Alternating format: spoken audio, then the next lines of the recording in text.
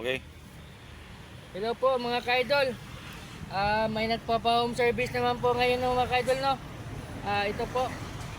Yung haircut niya po mga ka-idol, yung barber faded, no? Trim.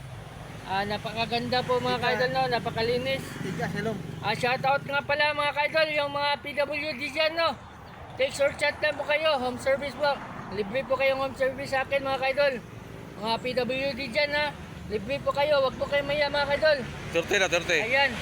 Tuplok. Viewing na po tayo mga ka-idol. 24. Ayan. Ito po yung haircut niya mga ka-idol, oh. Napakalinis mga ka-idol, no? Ang ganda, no?